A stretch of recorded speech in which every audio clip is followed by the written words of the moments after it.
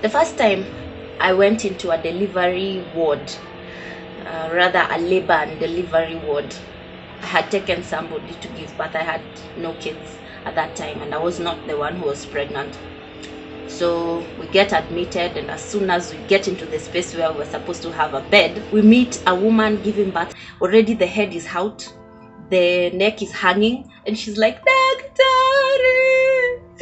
Daktari," and there is no one helping her. Mimi huyo, I dropped the bag and shoo to the where the nurses were seated.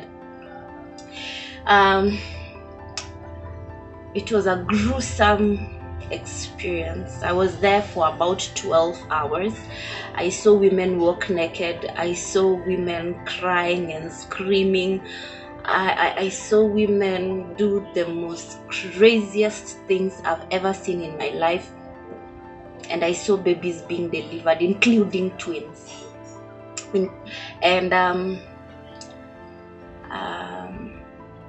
Afterwards, I made up my mind, and I decided I will never ever have a child.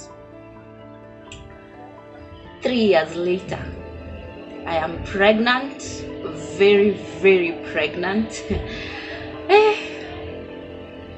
and I'm headed to have my baby. Hi guys, welcome back to my channel. Thank you for coming back. If you've been here before, if this is the first time you showed up, hey, thank you for coming, thank you for clicking. You want to support this channel, just click on the subscription box. So this is my birth story. 11th of November 2019, I had a regular hospital checkup. I was at 38 weeks.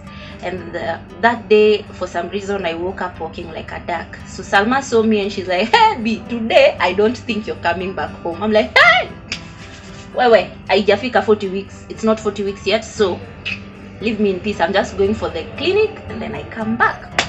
So we went to the hospital. It was Mater Hospital, like I had told you previously on my previous video. And yeah, we went through the whole process of checking and checkup. By the time we got to the gynecologist, they checked my blood pressure and it was super high. And she's like, "Lady, today you're not going back home." I'm like, "What?" We just came from a regular hospital checkup to an emergency delivery. My blood pressure was super high, and I also had fibroids that the gyna was worried about, because one of the reasons she gave me was there was a chance that the fibroid would block the passage for the baby. So they had to admit me that day and deliver the child. And she explained to me the whole process, how they're going to give me whatever injections that they needed to give me. One of them was to strengthen the baby's lungs, and this injection was gonna be given twice. So after I was admitted, I was given one of those injections. The interesting thing about this injection was when it goes in and out, it's not very painful. It goes in the thumb. It's not very painful, but as soon as they're done, it feels like they've taken hot pepper and rubbed on the skin. It is hot. It is super hot. So I lay there for around 3 minutes, and then the sensation ended. I left I went for lunch because I was admitted just a few minutes after lunch hour. There is a restaurant in Mater Hospital next to the, well, if you've been to Mater, there is a restaurant in Mater Hospital. So I went and took lunch, then went back to my bed. I was there, on my phone, talking to my mom, talking to my family, telling them, "Hey, today's the day." After 12 hours, that was around 1 a.m. I was given the same injection. At 5 a.m., I was gonna go through the induction. So the induction story was quite tricky to me, because they had explained to me that if the first induction backfires after 8 hours, that is, if it doesn't work, 8 hours later they would induce me for the second time. If it doesn't work, then C-section. So they induced me at around 5 a.m. It was the most awkward, embarrassing, and uncomfortable feeling I had ever felt before, because it wasn't an injection. Mine was not an injection. They inserted the tablets into me, and the insertion is very, very uncomfortable. And what made it even more uncomfortable is the gyna comes with three more people. The three were, I think, students, not sure, or in practice, doctors in practice, I don't know, but there were three. So two guys, one lady, and the gynecologist. And she's explaining all this. All of them have these hard boards and papers, and they're writing, and I have to sit uncomfortably, and so I'm so uncomfortable. I was feeling like I didn't want to do what they were telling me to do, or yet I have to do it. So one of the guys is like, just sit, relax, and breathe in. It helped a little bit, but strangers, 4 strangers right in front of you, and I felt violated, in other words. But it had to be done. So after the induction, they left me there. My hubby comes at around 8 a.m. and he sits there with me. I'm playing games on my phone. I'm waiting for this medicine to do what? To shoot up. I was walking in the hospital, up the stairs, down the stairs, going round, enjoying myself, just waiting for this thing to come, because you've been told when labor starts, just walk, exercise kiasi, the baby will come very soon. That's the myth I had. 8 hours later, the induction had not worked, so they had to induce me for the second time, and they're inducing me again. 4 strangers. Okay, the gyna was the same, the students were the same, but then they are still strangers to me, and you have to, guys, it was hard. They had to induce me again. It is the most uncomfortable feeling, but then induction, because I was like, this baby had to pop, this baby had to come out of me. And it was repeated to me again, if this doesn't work, then we have to send you to C-section, to a C-section. I didn't want to have a C-section, so I was there praying, God, may this labor start. I want to go through this and finish. Hey, 10 minutes later, labor starts. I'm starting to feel these cramps, like your periods, when you're having your periods, and those cramps. And I tell my hubby, hey, I'm starting to feel weird. I take out my phone. I have this app to monitor all my contractions. Hey, I was bougie like that. I was so ready to have a child.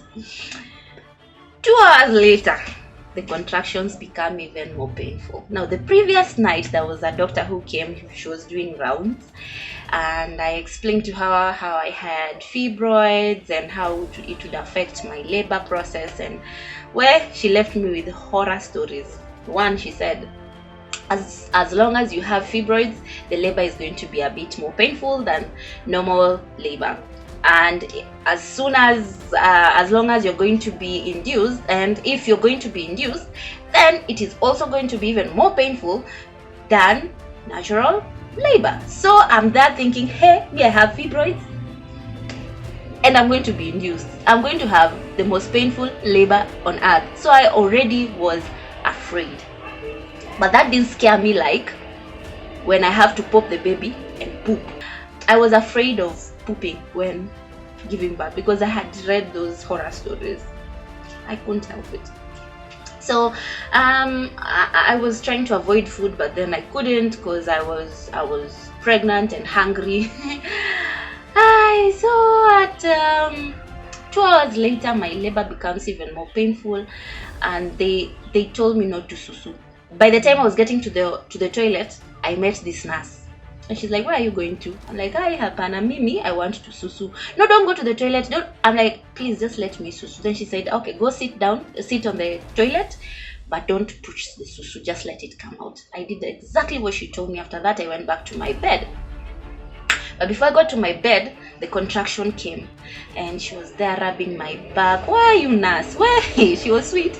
She rubbed my back until that contraction ended. By the time I got to my bed, another contraction came. Now my husband was there. I'm like, "Hey babe, can you please rub my back?" He touched my back, and I felt like lightning had just struck. His hands, I don't know, for some reason, the nurse's hands were the most calm and helpful hands, but my husband's hands were lightning from hell. Shia, Mimi, who you don't touch me, you are killing me, don't touch. So my husband was that, he didn't even know what to do. At this time, I was still at the maternity ward because my bed was in the maternity ward. So they moved me from the maternity ward to the labor ward. There was another lady also, the next bed, going through her labor. We were induced around the same time. So the interesting thing was, she was with her mom, her sister, and I think her husband or her brother-in-law, or I don't know who that guy was, but there were 3 people with her. So as soon as her contractions came, she was like, mom, please help me. Now I'm there thinking, hey, you're crying for your mom. You're crying for your mom. You're crying for your mom. Your mom sent you. Hey, you're lucky you can cry for your mom. No sooner had her contractions ended than mine started, and I'm there like, wow. Now my husband was really supportive, but at some point he played the disappearing act.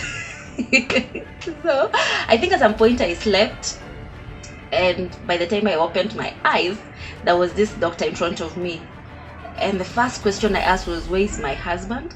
And she's like, I don't know. Then I'm like, he keeps disappearing from me. Then she looks at me and she's like, I need to check how far you are. As I'm trying to lie down on my bed, the contractions come, and I'm like, wait, please, just wait for a moment. There's another contraction coming, and then the nurse comes, and then the nurse is like, put your leg up, madam, weka mguu yako juu. I'm like, lady, my back is on fire. You're not going to force me to put my back on.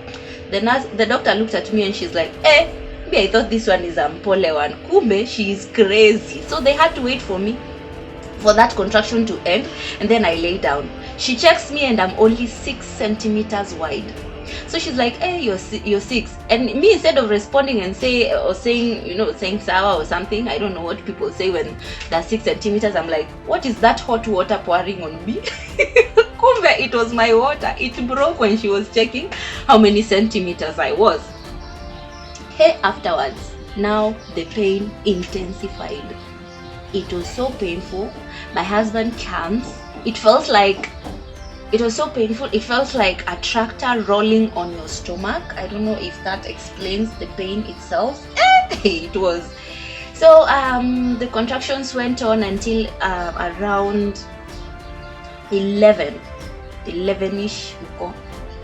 Then kidogo I started feeling like with every contraction I feel like pushing the baby. So I told my hubby, please, ebu ita nurse, call the nurse. Because with every contraction I feel like I want to push the baby. And he stood up, checked up inje, he's not seeing anyone. And I pushed the button. There's a certain button in every hospital where you call the doctor from. So I pushed the button and the nurse comes running. What's going on? I'm like, with every contraction I feel like pushing the baby. And then she's like, nah, I think you're the one pushing the baby. I don't know, I think she got an attitude. She picked an attitude on the way because I was not going to I was just not having her around me. So she's like, I think you're the one pushing the baby. I'm like, no, I'm not the one pushing the baby. With every contraction I feel like pushing this child out of me. Get a doctor. So she gets a doctor. The doctor says, lie down. I lie down, they check the baby, and she meets the head. I'm crowning. So they had to move me to the delivery ward. How mbio, there's this nurse here, there's another one here. I think there was a midwife and the doctor. Some are running in front of me, some are behind me, and then kidogo another contraction on the way. I am there holding the walls. I'm just saying, Jesus, I'm not putting this child down on the floor. I have to get to the delivery room. They get me on the bed and they tell me, now here you have to follow all the instructions that we give you. I'm like, okay, sawa, maybe as long as this child gets out of me. So they get ready, they put my legs the way it's supposed to be, and then they tell me with every contraction, just wait for us. When we tell you push, you push. So the contraction comes and then they count 1, 2, 3, push, and the moral support there was awesome. So I'm there pushing, there is nothing, don't scream. Now I'm there, and I was afraid of pooping, so I'm like, God, I'm not pooping, but the baby's coming out. No baby. The second contraction came. They're like, 1, 2, 3, push. Happy. No, baby. The third one. What? Then the doctor decides, okay, now we have to cut you. Cut what? Now we have to. I'm like, please just give me one more chance. I'm going to push this baby out. She's like, okay, if you force push this child, you might tear, and if you tear, it's going to leave a very bad mark on you. So just let us cut you. I'm like, okay, Sarah, you do what you have to do. Then the contraction comes again, and I'm like, can you please push? They're like, okay, just try. I tried to push. There's nothing. No, baby. And then they cut me. They snip, cut. And then another contraction came. And this time, I was there holding on to all those chuchumas on the bed. And then I pushed. And the baby came out. And then I pushed the second push and the baby was out. And all of a sudden, all the pain, all the contractions, all the craziness just stopped. There's this peace that comes into you, and then they lift this baby out. And I'm looking at him and I'm like, hey, you're the one who's made me go through all this craziness. Yet, you're so cute. I want to kiss you, hold you. You know, it is the most serene, crazy experience I've ever gone through. I now understand why our mothers were not so open to talking about pregnancy and birth to us when we were still young. It was difficult putting up this video, and thank God I've finally put it out there. I hope it helps somebody. I hope it encourages someone. I hope it's not a horror story to you, because every woman has got a different experience.